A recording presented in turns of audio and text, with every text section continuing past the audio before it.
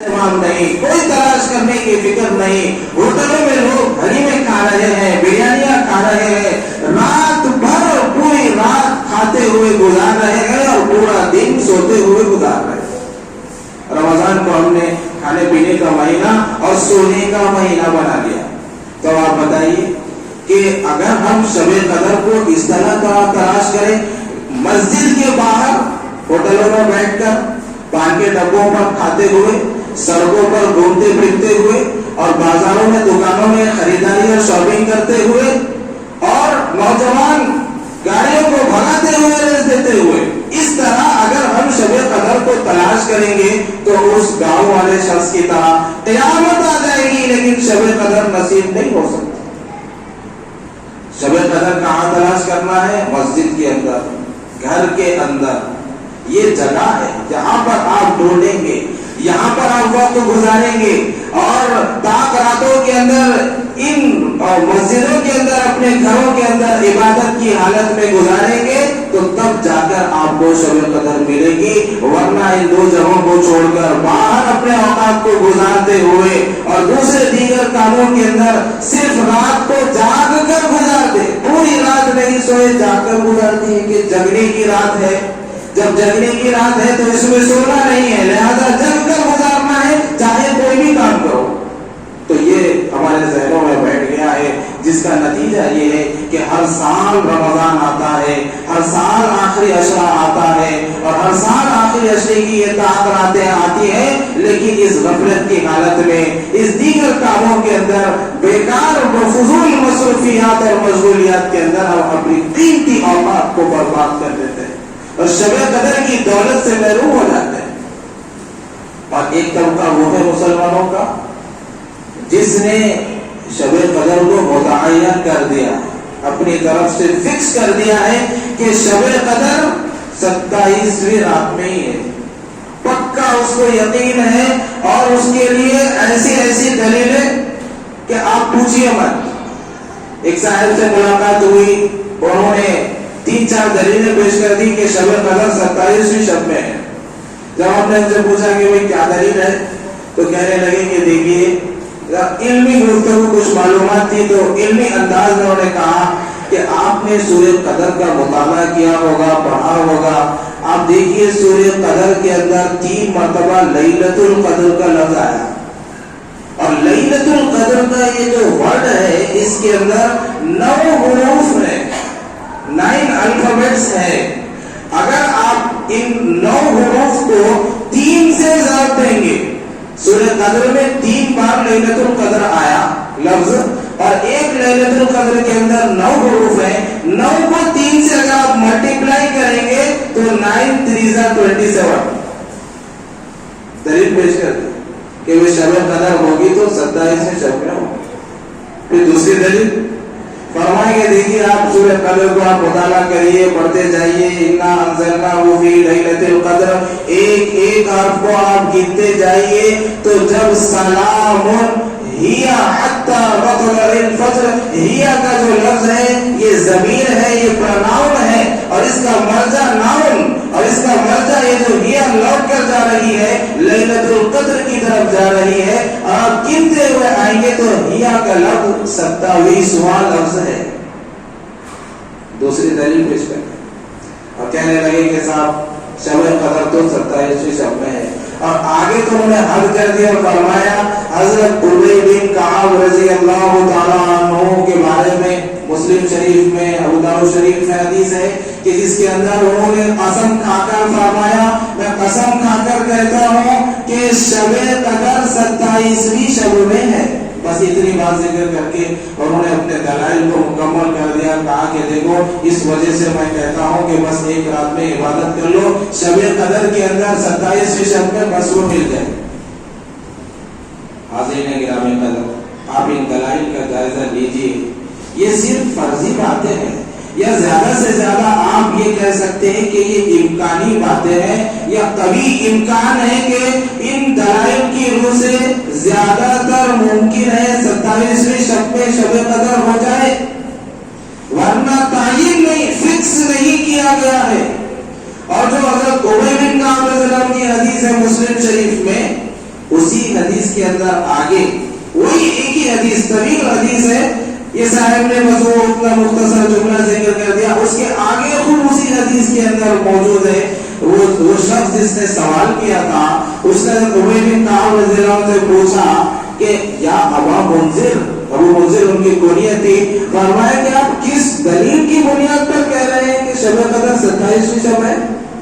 تو حضرت ابی بن کعب رضی اللہ عنہ نے جواب دیا بآیت او بعلامت، اللہ کے نبی صلی اللہ علیہ وسلم نے شب قدر کی علامتیں بتائی ہیں، ان علامتوں کی بنیاد پر میرا تجربہ یہ ہے کہ میں نے اکثر دیکھا ہے کہ وہ علامتیں 27ویں شب میں پائی گئی، کہ اس رات میں سمندر کا پانی میٹھا ہو جاتا ہے، وہ رات گزرنے کے بعد اگلا دن جب صبح نکلتا ہے سورج اتنی شعاعیں اس کے اندر نہیں ہوتی، روزانہ نکلتا ہے تو آدمی اپنی نگاہ سورج پر ٹکا نہیں سکتا، لیکن شب قدر جس رات میں گزرتی ہے اگلے دن کا جب سورج نکلتا ہے تو اس کے اندر ویسی شعاعیں نہیں ہوتی اور آدمی اپنی نگاہ اس پر ٹکا سکتا ہے۔ ایسی اور بھی بہت سی علامتیں اللہ کے نبی نے بتائی اور میں نے دیکھا ہے کہ وہ علامتیں اس رات کے اندر پائی گئی، اس بنیاد پر میں قسم کھا کر کہہ رہا ہوں۔ حضرت ابی بن کعب رضی اللہ عنہ نے بھی تعین نہیں کی، جب اللہ کے نبی نے متعین نہیں کیا تو صحابی کون ہوتے ہیں اور بعد میں آنے والے یہ امتی کون ہوتے ہیں اور ان کا کیا مقام ہے، ان کی کیا حیثیت کے شب قدر کو فکس کر دیں۔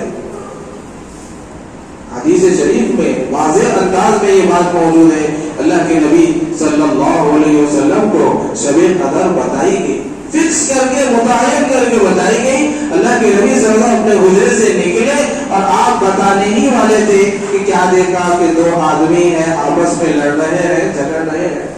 حضور صلی اللہ علیہ وسلم کے پاس پہنچے اور لڑائی جھگڑے کو ختم کیا، ان کے اندر صلح صفائی کر دی اور پھر اس کے بعد اچانک آپ کے ذہن سے وہ چیز نکل گئی،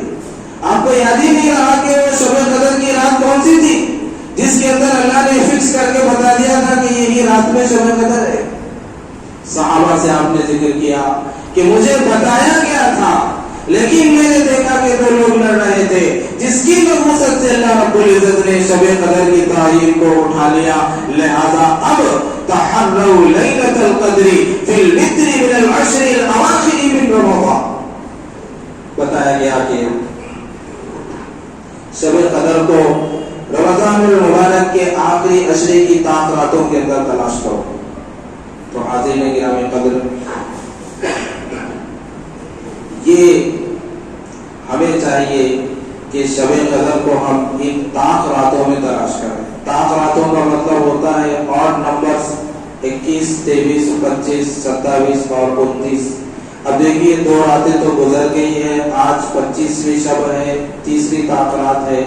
27ویں شب بھی آئے گی، اس میں تو ہر کوئی عبادت کرے گا، اس کے بعد سب سے اخیر 29ویں شب بھی آئے گی۔ ان پانچوں راتوں میں ہمیں عبادت کرنا ہے اور یہ نہیں سوچنا چاہیے کہ شب قدر تو اللہ والوں کو ملتی ہے، بزرگان دین کو ملتی ہے، جو نیک لوگ ہیں ان کو ملتی ہے، ایسی بات نہیں ہے، یہ اللہ کا خاص فضل ہے۔ ذالک فضل اللہ یؤتیہ من یشاء، اللہ تبارک و تعالیٰ جسے چاہے تھا، جو محنت کرے، جو ان راتوں میں عبادت کرے اور اللہ رب العزت کو راضی کرنے کی فکر کرے، اخلاص اور طلب کے ساتھ ان راتوں میں عبادت کی حالت میں گزارے، اس کو اللہ رب العزت شب قدر کی دولت سے مالا مال کر دیتے ہیں۔ حضرت عائشہ رضی اللہ عنہا نے پوچھا شب قدر اگر مجھے مل جائے تو میں کیا دعا کروں؟ فرمایا کہ اللہم انک عفو تحب العفو فاعف عنی، یہ دعا کرو کہ اللہ آپ تو معافی کو بہت پسند فرماتے ہیں اور آپ معاف کرنے والے ہیں، لہذا مجھے بھی آپ معاف کر دیجیے۔ یہ دعا کرنا چاہیے۔ شب قدر کو ہمیں تلاش کرتے رہنا ہے پانچوں راتوں میں، اور یہ بھی یاد رکھنا ہے شب قدر ہر سال آتی ہے اور ہر سال بدلتی ہے، ہر سال آتی ہے، ہر سال بدلتی ہے۔ ایسا نہیں ہے کہ ایک سال میں شب قدر 23ویں شب میں آ گئی تو اگلے سال بھی اسی رات میں آ جائے، 27ویں شب میں آ جائے گی، اگلے سال 21ویں شب میں آ جائے گی اور اس کے بعد کے سال 29ویں شب میں آ جائے گی۔ یہ اللہ کی مرضی ہے، اللہ نے اسے اسی لیے علماء کرام بیان فرماتے ہیں کہ اس کی تعین کو اٹھایا گیا ہے اسی لیے کہ بندے اس کے شوق میں اس کو حاصل کرنے کے لیے صرف ایک رات نہیں 5 رات میں عبادتیں کریں. اگر طے کر دیا جاتا ایک رات میں عبادت کر کے گھوڑے بیچ کر سو جاتے کہ بس 80 سال 83 سال کی عبادت مل گئی, اب عبادت کرنے کی ضرورت نہیں ہے, لہذا اب گناہوں میں معصیتوں میں نمازوں اور روزوں کو چھوڑنے میں اللہ کی نافرمانی میں گزارا جا سکتا ہے کیونکہ 83 سال کی عبادت تو ہے. اسی لیے اللہ نے تعین کو اٹھا لیا کہ ایک رات نہیں 5 راتوں میں عبادت کرو, 5 راتوں میں تلاش کرو, کوئی بھی رات میں تمہیں مل جائے. مثال دیتے ہیں 5 چابیوں کی کہ ایک قفل ڈلا ہوا ہے اور 5 چابیاں ہیں, آپ کو پتا نہیں ہے کہ یہ قفل کون سی چابی سے کھلے گا. ہر چابی لگا کر آپ دیکھتے ہیں, پہلی چابی سے نہیں کھلا, دوسری چابی سے نہیں کھلا, تیسری چابی سے وہ تالا نہیں کھلا, چوتھی چابی سے کھل جائے. 5 میں سے کسی نہ کسی چابی سے وہ تالا کھل جائے گا. لہذا 5 راتوں میں عبادت کریں گے تو یقینی طور پر آپ کو شب قدر مل جائے گی. اور شب قدر کو تلاش کرنے کا سب سے آسان طریقہ, سب سے یقینی طریقہ کہ گارنٹی کے ساتھ آپ کو شب قدر ملے گی ہی ملے گی, اس کے لیے اعتکاف کرنا. مسجد کے اندر یہ آخری 10 دن کا مصنون اعتکاف اگر آپ کر لیتے ہیں تو اس کے نتیجے میں شب قدر کو تلاش کرنا, شب قدر کو پا لینا اور شب قدر کی نعمت کے مستحق بن جانا یہ اس شخص کے لیے یقینی درجے پر ہو جاتا ہے جو اعتکاف میں بیٹھتا ہے, بشرطے کہ وہ اعتکاف صحیح طریقے پر کر رہا ہو, حدود مسجد کی رعایت کے ساتھ, اور غیر شرعی اور غیر طبعی اور غیر اضطراری ضرورت کے بغیر وہ نہ نکلتا.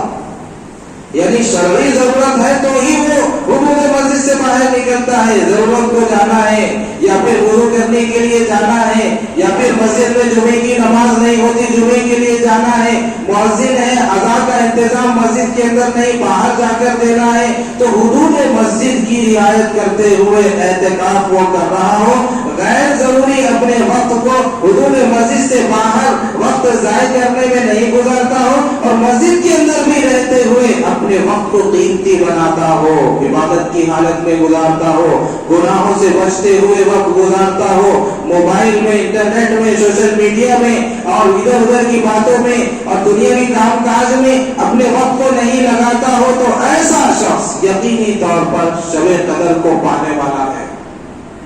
اس لیے حاضرین گرامی قدر, بہت مبارکباد ہے وہ لوگ جو مصنون اعتکاف میں بیٹھے ہوئے ہیں, اپنے اعتکاف کی قدر کریں. اس گئے گزرے زمانے کے اندر اللہ نے آپ کو دنیا سے بچا کر اپنے گھر پر بلا دیا ہے اور اپنے در پر بٹھا دیا ہے. اب یہ فکر کرنا ہے کہ میری ذات اللہ سے وابستہ ہو جائے, میرا کنیکشن اللہ سے قائم ہو جائے, میرا رابطہ اللہ سے مضبوط ہو جائے, مجھے اللہ کا قرب نصیب ہو جائے, اللہ رب العزت مجھ سے راضی ہو جائے اور جہنم سے خلاصی اور مغفرت کا پروانہ مجھے مل جائے. یہ ہر معتکف کی کا مقصد ہونا چاہیے. لیکن وہ حضرات جو اعتکاف میں نہیں بیٹھ سکے اپنی مجبوریوں کی وجہ سے, ضرورتوں کی وجہ سے, وہ کم سے کم اتنا اہتمام ضرور کریں کہ ہر رات میں مغرب کے ساتھ ہی روزہ کھول کر مسجد کے اندر آ جائیں یا پھر عشاء کی نماز کے ساتھ ہی اعتکاف کی نیت سے مسجد کے اندر فجر تک کا پورا وقت گزارے. اللہ رب العزت فرماتے ہیں سلام ہی حتی مطلع الفجر, یہ سلامتی والی رات ہے, پوری رات یہاں تک کہ فجر کا وقت شروع ہونے تک اللہ رب العزت اس میں رحمتیں, برکتیں, سلامتیں حتیٰ کہ 70,000 فرشتوں کے ساتھ حضرت جبریل علیہ السلام اترتے ہیں, پوری دنیا کے اندر پھیل جاتے ہیں. جہاں بھی عبادت ہو رہی ہے, جہاں بھی کوئی رکوع سجدہ کر رہا ہے, جہاں بھی کوئی مسجد کے اندر گھر کے اندر عبادت میں مشغول ہے, یہ فرشتے اس کے پاس پہنچتے ہیں, اس کو سلام کرتے ہیں, مصافحہ کرتے ہیں, اس کے حق میں مغفرت کی دعا کرتے ہیں, اللہ رب العزت سے درخواست کرتے ہیں کہ بارک تعالی اس کی عبادت کو قبول کر لیجیے, اسے مغفرت عطا فرما دیجیے. تو عزیزان گرامی قدر, شب قدر اور عظمت قرآن کے متعلق یہ چند ضروری اور اہم گزارشات آپ کی خدمت میں رکھی گئی ہیں. اور اللہ تبارک و تعالی ہم سب کو اس کی توفیق عطا فرمائے کہ ہمارے دلوں میں قرآن کی عظمت، قرآن کا ادب و احترام، قرآن کے حقوق کو ادا کرنے کی توفیق بھی ہمیں نصیب ہو جائے، اور شب قدر کو جس طریقے سے اور جس جگہ پر جس انداز میں تلاش کرنا ہے اور اس کے لیے جو کوششیں اور جو محنتیں کرنا ہے وہ ساری چیزیں کرنے کے اللہ تعالیٰ ہمیں توفیق عطا فرمائے۔ اس سال کی شب قدر بھی اور آئندہ جب بھی جتنی بھی ہماری زندگی باقی ہے ان تمام رمضانوں کے اندر اللہ رب العزت ہمیں شب قدر کی دولت سے مالا مال فرما دے۔ بس انہی چند کلمات اور چند متفرق باتوں پر اپنی اس کلام کو مکمل کرتا ہوں۔ اللہ رب العزت سے دعا ہے اللہ تعالیٰ جل شانہ ہمارے یہاں بیٹھنے سننے سنانے کو قبول فرمائے، رمضان المبارک کی ساری عبادتوں کو اپنی بارگاہ میں مقبول فرمائے۔ وآخر دعوانا